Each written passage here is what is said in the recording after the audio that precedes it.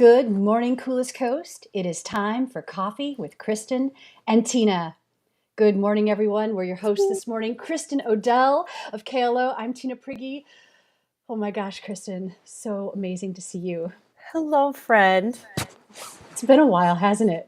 I know. So just so you guys know, it's been a long while since Tina and I talked like this, but it's not been a long while since I saw you.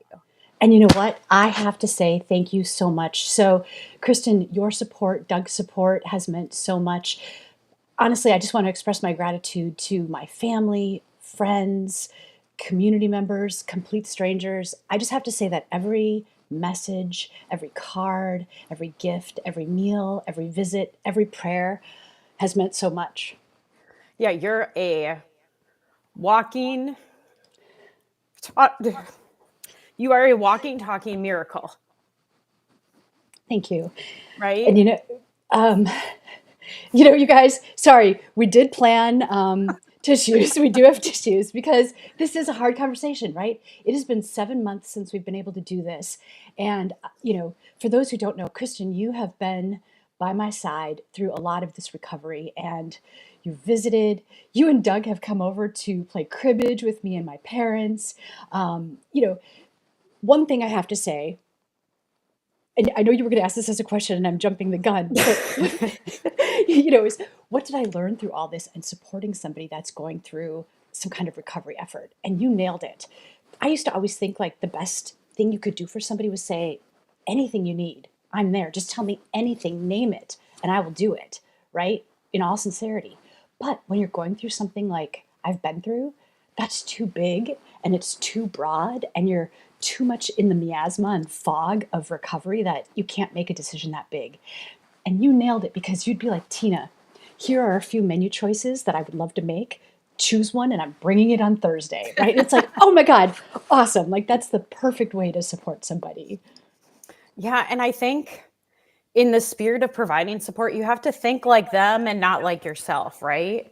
So I just really try to think about like, what could Tina possibly need that I can fulfill right now?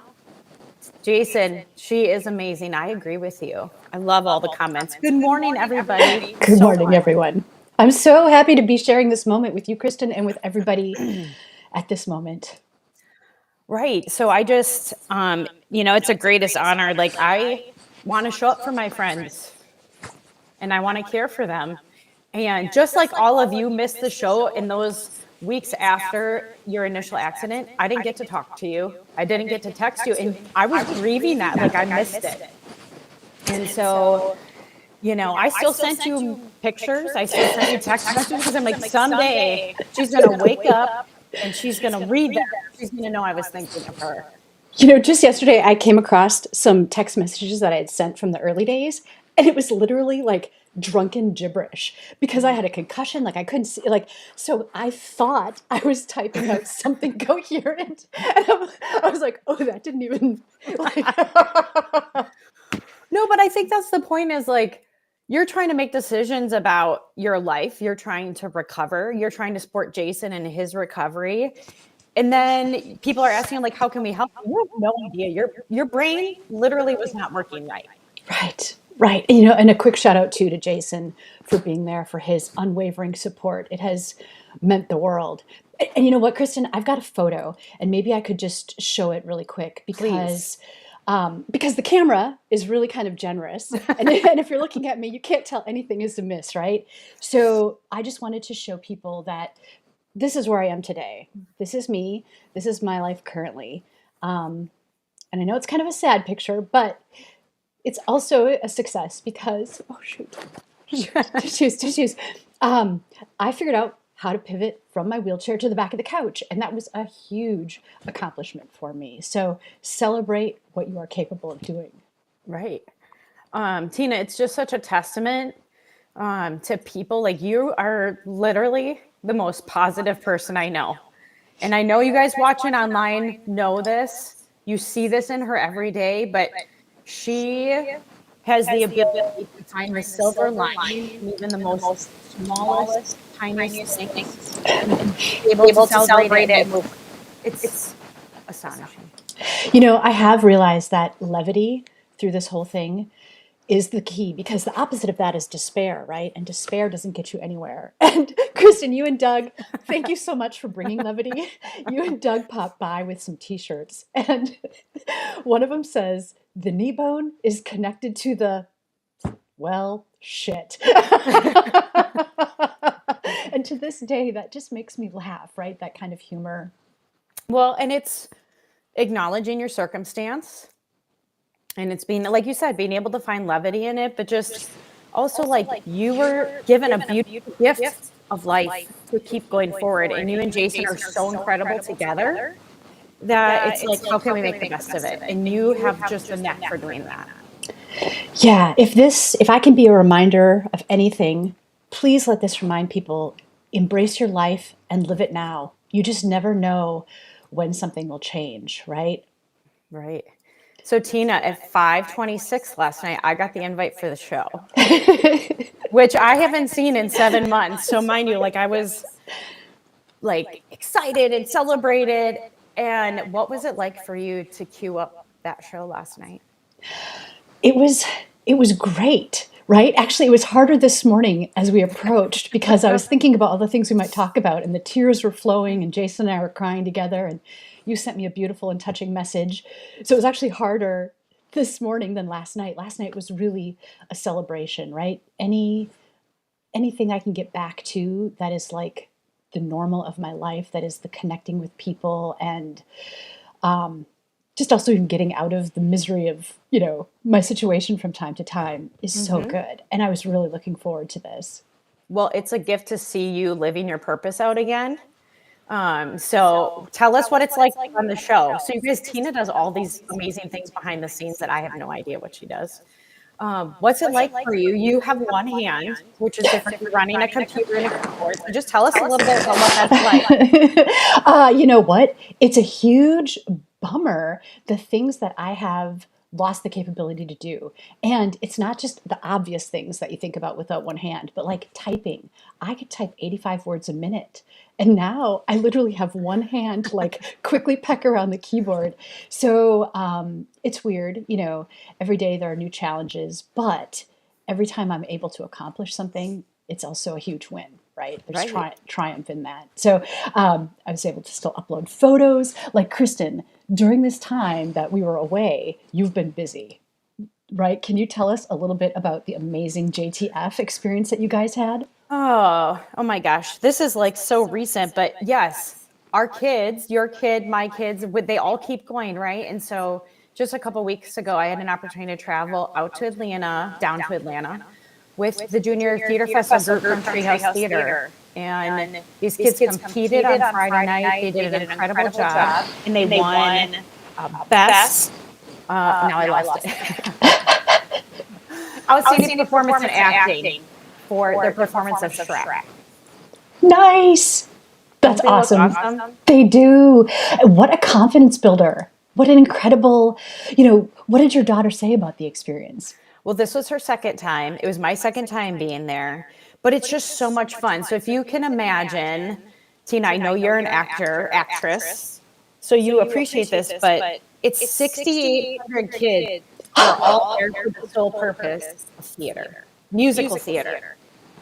So you've got all these theater kids, and I remember from my theater experience, it's kind of like herding cats. So I can't even imagine 6,800. It is. And traveling down to Atlanta, we traveled in like our vehicle group. So it was Grace and I and 5 other kids. And then once we got to Atlanta, we had to travel around in our hotel room.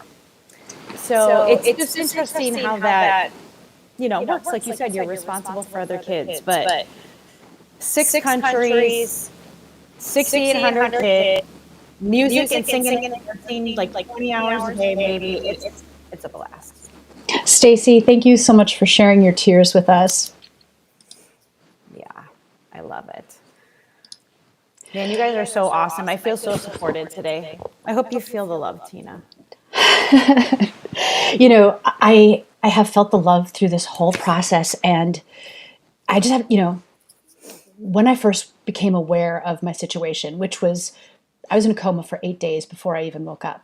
and I have no recollection of the accident whatsoever. So it was, waking up and then like, what's happening here? Why, once I figured that all out and once I was released from ICU, I was pretty despondent. Like, this is my life. But all of the love and all of the support and all of the people that showed up for us, every prayer, it all uplifted us and meant so much. And it lit this flame of hope that this hospital bed is not my future, right? Knowing that everyone believed and reached out in the way that they did, it's why I'm here today.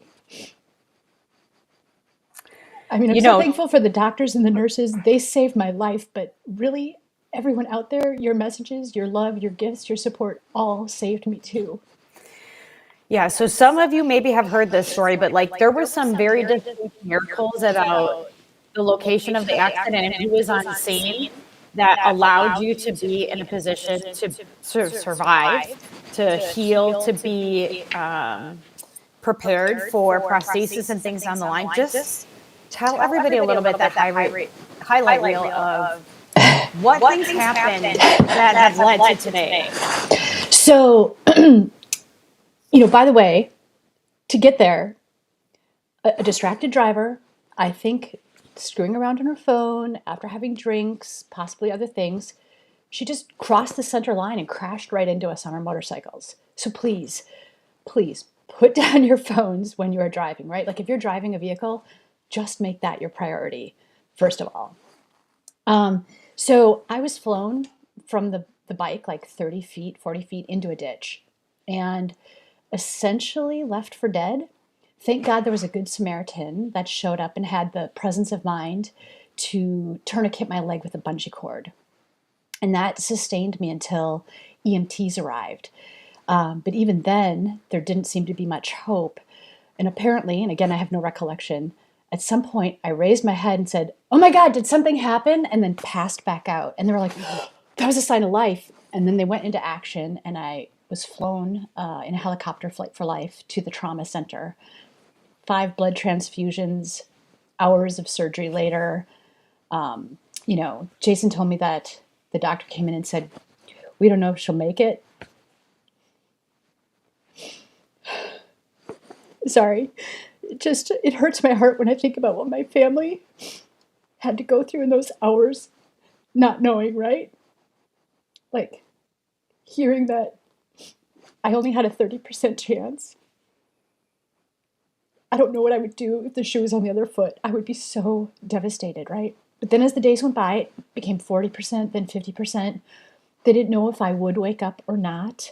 They didn't know that if I would wake up, if I would have my faculties or not. Thank God we were wearing full face helmets, and that literally saved my life, right? Without that, I don't think I would have had any chance. But so then it was 4 weeks in the hospital, including ICU, and then another 3 weeks in rehabilitation before I could start recovery. Right. And the person on the scene, just the chances of getting to somebody on the scene that knows how to apply a tourniquet. Right. Incredible. The access to the helicopter, I understand. There was somebody on scene that had connections to a helicopter, right? See, I don't know. There's so much, if you have any pieces to the puzzle, viewers, let me know, because again, I have no recollection of it. Yeah. Paulette, I love your comment. Never be sorry for showing your emotions. We talked about this before we got on air today. And I said to Tina, we needed to let it fly because it's real. And it's how we feel. And it's an emotional thing. Yeah. And then I learned this with St. Vincent Hospital in Green Bay, specializes in amputees. I had never known this. Me neither. And that's such an incredible miracle that the accident happened so close to that hospital, right? If it had happened somewhere else in the state, further north, further west, upper Michigan, again, yeah, who knows where I would have ended up today.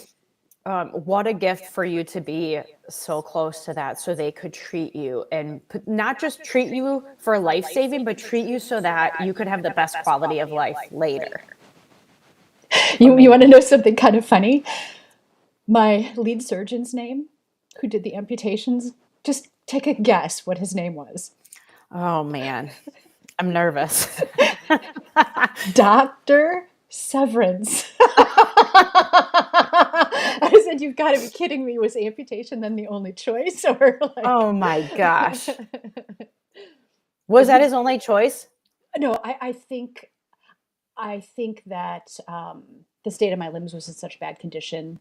And as a matter of fact, they tried to save more, but because I had been in the ditch, there was infection. And so they had to keep, I think I had 12 surgeries. They had to keep going back and like doing a little bit more and a little bit more and a little bit more until they finally conquered the infection. Right. But they were very conscientious of wanting to save enough residual limb so that I could go on to prosthetics. Yeah. Which you're on the path for, right? Yeah. So let's just share a little bit if you're comfortable with this. What is again, I love your sense of humor. Tell us about this. Okay, so I am in the process of being fit for a prosthetic arm and a prosthetic leg. So this was the first day of testing a demo leg. So that sort of translucent purple part at the top, that's called the socket, and that would hug the remaining part of my thigh. And so they really want to make sure that that's the right fit, that it's connecting in the right points and things like that. So this day was the first day of kind of testing it out. And the thing is, it was so hard. It was really a challenge. It was way more of a challenge than I was expecting. So I know there's going to be a lot of physical therapy in my future to figure out how to use it. You're going to have the strongest butt cheeks around. And then the arm I was hoping to have today. I was going to show it off, but it's postponed until mid-February. Yeah, you're really close. Like there's a possibility in the next few weeks you may appear on the show with a new hand. We'll just start off with like a robotic hand. Yeah. Tell us what it's like using, because your mind controls the nerves, which the nerves controls that new hand. Tell us what it's been like to practice that. Yeah, so I'm excited because there are muscles that are left in my arm so that I can still control, right? Like I can think about it as my hand moving, and they'll put myoelectric sensors in those muscle areas, and that's what will control the hand. And so some prosthetics have like just a hook that opens and closes. I think that I'm going to be getting a multi-articulating hand, so that it'll have different grips, like a grip for holding a bottle or a grip for holding a plate or like a pinch, different things like that. Now, it's not just whatever my mind can dream up, the hand can do. It's sort of like a computer program, right? Where there's 5 or 6 or some number of settings. And so you kind of have to know where you are in the menu, like, oh, I was just doing this grip, but I need this grip, so. Right. Yeah, you need a peace sign. I know. Right? That's like your calling card. Let's see. Amy said, what a lifesaver that Good Samaritan was. To be there at the right time and have the insight and thinking to apply a tourniquet, right? As a volunteer firefighter, it can be challenging to keep your head about you in traumatic situations. And she goes on to say, you are a warrior. Your spirit through this all is inspirational. Amy, so are you a volunteer firefighter? And if you are, thank you. That is incredible. She is. She lives in Colorado. And I think Amy shoot a note in, but I'm pretty sure she just went through training and finished that. I think that's new for her. That is so cool. That is amazing. My deepest respect to first responders, EMTs, firefighters. When you don't need the service, you sometimes think, oh, what? But it's because you don't know when it's going to happen. It's because it's an emergency, and we need people that are trained and have the know-how and can keep their cool in a situation like that, right? When you see carnage spewed all over the street, what do, right? You can't freak out. You just have to get right to work. Yep. Yeah, there's Amy. She said, yes, I finished structure fire in November. I was pretty close. I was pretty sure. Which again is proof that you can do new things and you can learn all kinds of things at any stage of your life. Yeah, congratulations, Amy. That's amazing. Linda said, "You're clearly here for a reason. Let your inner phoenix shine. Rise, blossom, and inspire. Shine on, you crazy diamonds." Oh, I love the Pink Floyd reference. Thanks. I do actually ask myself, like, why am I here? And now what do I do? And Mm, I was even talking to Jason about it. And before the accident, we always talked about embrace your brave. And that still holds true. Like, embrace your hmm. brave. Don't let an accident like this deter you from doing what you love. Do it safely, right? Take the precautions that you can. For example, if you're riding a motorcycle, do wear a helmet, but don't don't let something like what's happened to me let you stop living your life, because I have to go on and keep living my life too. Well, right. And your version of what might feel like an accomplishment, I can get from my wheelchair to the back of the couch. You're conquering fear and you're being brave, even in doing little things like that. And so it doesn't matter if you're doing like a little thing or a really big thing. As long as you're doing something and trying, you're making progress. You're living your life. You're finding purpose. Yeah. Early on, they had to use a slide board to get me like from the bed to a wheelchair, or from the bed to the bed going into surgery. And I thought, oh God, this is my life now, right? Like, I couldn't imagine being able to ever sit up again or move around. And then we figured it out, and there was a different device called a Steady, and it was like a contraption that if you could get yourself up on it, then they could wheel you around in kind of a standing position. And so I know Jason started doing research like, okay, I'm going to have one of these at home. Mm, But when I went to rehab, the PT therapist said, oh no, we're going to have you pivoting. You're going to be able to do this by yourself. You're going to be able to take a wheelchair and go to the. I was like, I don't think that's ever going to happen. Right. And so we have to give ourselves credit, because we are capable of more than we think in the moment. And we just can't stop striving. right. And again, what a gift to have therapists alongside of you that know what it looks like for survivors of amputations to be able to go on living their life in a beautiful, full way and be able to encourage you and push you and probably beat the crap out of you sometimes with workouts, right? But like, Right. I can distinctly remember being at CrossFit after your accident. And again, this is, we were not talking yet or interacting. And I just remember thinking, like, I would say your name and Jason's name and your mom and dad's name. And like, I get to do this. So I'm going to keep doing it, even if it totally sucks. Like, I can do this. And there are still days when I need to get real gritty. Then I'm Tina, Tina. Because like you doing hard things makes me do hard things. I love that. If that's a takeaway from this experience, that inspiration, then I've accomplished something. That's amazing. You have accomplished something a lot. Well, and I have to give a shout out to both of my brothers. When this happened, neither of them lives close by. They both showed up. One of my brothers, he flew in from Germany and spent a week with me in rehab, just helping me like get over that hump. And one time the doctor even had to, or the nurse came in and she's like, "You really shouldn't be getting out of bed without a nurse present," but he like saw what they were showing me and he wanted me to keep practicing. And what I really love is the very first thing he gave me was an automatic card shuffler so that I could keep playing cribbage. Yeah.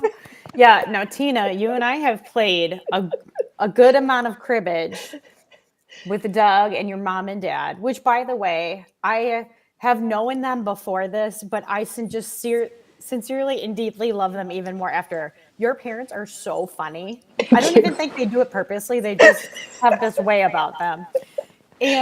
But you and we've taken some nasty beatings on the cribbage board. Now, this is a shock, because you and I are each independently strong and really capable cribbage players. And we've got some big successes in the win column. Right. And we just could not hold a flame to the team of my dad and Doug. They have like a bromance going on. I don't understand it. We even had our secret weapon, my mom, chatting to maybe distract Doug, but like. Your mom is the queen of coming up with hilarious things to talk about in the middle of the game.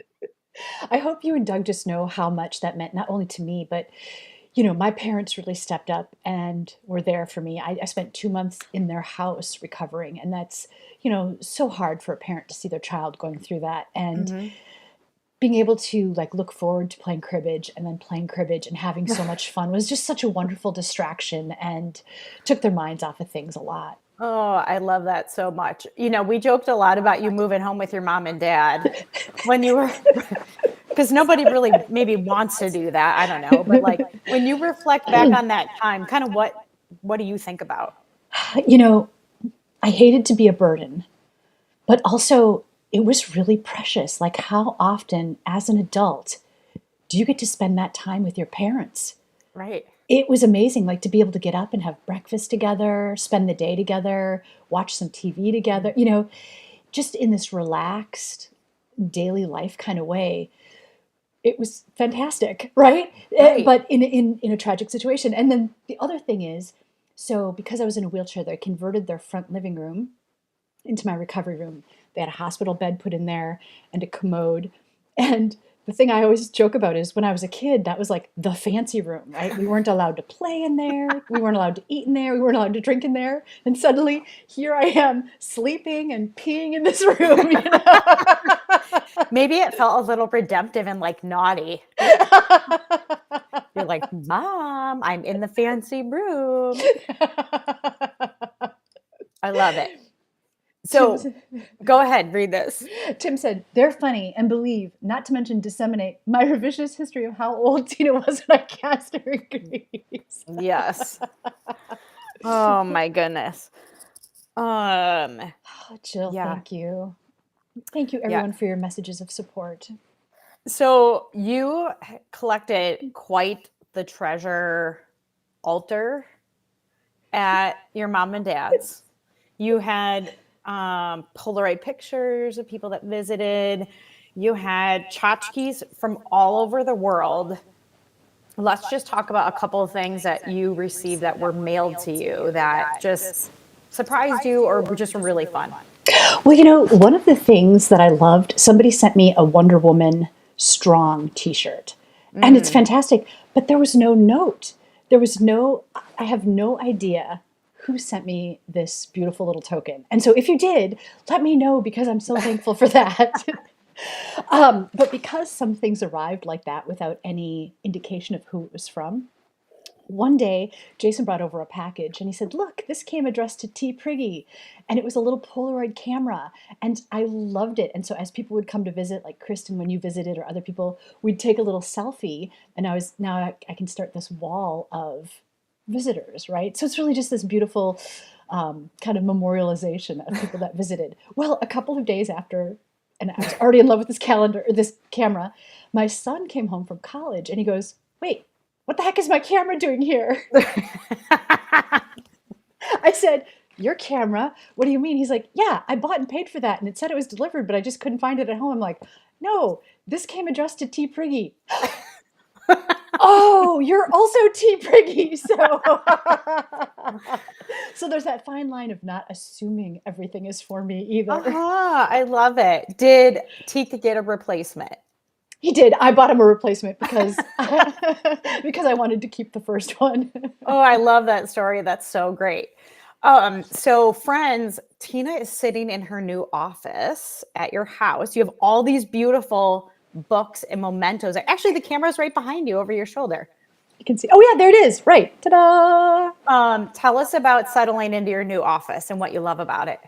Okay, so the house that we had, which I thought was our forever house, it's 100 years old this year, and the cost would have been astronomical to retrofit it in any way to accommodate a wheelchair. The shower was upstairs, bedroom upstairs, laundry in the basement, narrow doorways, all of that. I loved the house, and we'd just done a bunch of remodeling, but there was no way I could go back. And so thank God for Mike Howe Builders. They were working on a new subdivision, and all of the houses are ranch, right? So single level, zero barrier, even low threshold. They worked with us to make it possible. And he worked with a lot of the subcontractors too, who, without even knowing us, were willing to donate services to make it possible for us to be here. And which I just can't believe. I'm just so moved by that. And so here I am, able to wheel around and, be as independent as possible in my own home. Right? For 4 months, I couldn't take a shower, and now I can finally shower and I can do it on my own. And so, Yeah, so you have a beautiful space that you and Jason have been able to settle into and call home. You can move around and do all the things there, and you have this beautiful space to do work. thank you. Yeah, and I love, being able to find a place for my books. I just love reading. And for a while after the accident, I wasn't able to read until the concussion kind of shook out. And I was kind of nervous, like, what if this doesn't improve? But I'm happy to say that it has improved, and being able to read again is an incredible delight. I love that. I love trading time. I actually just started another book that you recommended. Firefly Lane, I think, is the one. Oh, Kristen Hanna? Yes. I just started. I've been waiting on Libby since July or June or something like that. And She's so popular. I'm number 2,000 in line for one of her other books. but I love swapping titles with you and hearing about what you're reading. And I just so appreciate about it. I'm so thankful you've been able to very slowly. I know in the beginning you could read for just a few minutes and then you had to put it down. And I just love, and I'm so thankful that that has come back for you also. Thank you. Yeah, it was such a scramble. It would be so weird to like read something and be like, that doesn't make any sense. And then to go back and be like, oh, but that's because that was not the words. I was seeing different words. Interesting. That's new. Right. That's new. That's Right. great. Okay. Tim said he's leaving us. He can't wait to see the wall of special prosthetic attachments in the near future. He sent me a link to like this mini movie called A Fistful of Yen, and the bad guy has a prosthetic, and he like does all these attachments like a knife and so he has high hopes for my prosthetic. I love that. I love that. So Tina, as you move forward, you're starting to do I know I saw some interviews with the public library again. We've been blessed to bring this show back. Tell us a little bit about what your new normal looks like going forward. Yeah, so that's a good question. I have to remind myself to roll outside every day and at least breathe in the fresh air, right? Like, and I've been trying to get out in the community because I don't want to become agoraphobic. I don't want just the walls of my house to become my world. Right. But it's hard to go out, right? Like I can't do it on my own. Thankfully, Jason has been amazing. And I'm so thankful that when we do go places, people are considerate and will hold the door open or kind of look out, right? Because it's just not easy to be in the world in a wheelchair. Yeah. Well, and the weather is not exactly nice for you to just get out and roll around right now either, right? Right. Once the weather gets nicer, you guys live in a great spot where you have access to trails and different things, but for right now, it kind of stinks. Yeah. And so I have high hopes that if I can learn how to use the prosthetics, especially the prosthetic leg, that it will give me more mobility. I said to the technician, I really want to be able to walk on the beach and I really want to be able to walk on the Ice Age Trail again someday. Yeah. And so he kept that in mind as he was speccing the leg. So I'm hoping, but now I'm going to have to learn how to move my body and not fall down and right. Oh my God. So I am going to manifest videos of you learning how to walk. Right? Right. Friends, join me in. That's what we're praying for. Tina's going to walk on the beach or on that trail, and we're going to get videos of that. I'll try to make videos too of the process going along, just so you can see, what that journey is like. Oh man, you're such an inspiration, Tina. I just am so thankful for you. I'm so thankful for you. This is all uncharted territory, right? And it's a whole dynamic of emotion. And so thank you for sharing that. Thank you for validating that. Thank you for your support. Yeah. Becky Richards says, I'm with you. Thanks, Becky. I love it. I love it. And Becky's so funny too. I told her when I get my prosthetic, I need Grabthar's hammer from Galaxy Quest. And she went home and she watched the movie. She's like, Tina, they never show Grabthar's hammer. I'm like, what? Like in my mind, I could see it and everything. And I love that movie. But it was like, what's that called? Mandela effect, where you think you've seen something, but they never show it. Yeah. So there's literally no hammer in the movie? Nope. They only reference Wow. it. I know. Becky, well done on calling her on her BS. Well done. I'm impressed. Okay, I just want to, let's see this last message here. You and Jason have always been such beacons of love and hope. I'm so glad that you have each other and that we all still have you both. Some days seeing your posts and Jason's makes everything seem doable. Thank you both for being such inspirations. Thank I you, love Erica. it. Erica, what a great note to end on. Thanks. Thank you, Kristin, for this time. Thanks for allowing us the tears. Oh, and I just want to finish. I told you that my surgeon's name was Dr. Severance. Guess what the anesthesiologist's name was? And I'm not making this up. I got nothing. I want to say Dr. Nap. Oh, that would be good. Dr. Blank. Seriously, did they go out and like recruit these people just specifically to be, again, for levity's sake, if nothing else? I know, right? It just made me feel not afraid at all. When she's like, "Hi, my name's Dr. Blank," I'm like, okay, do what you have to do. Fine, I'm ready. Take me down. Oh, this has been gosh. so much fun, and thank you for that. I need that.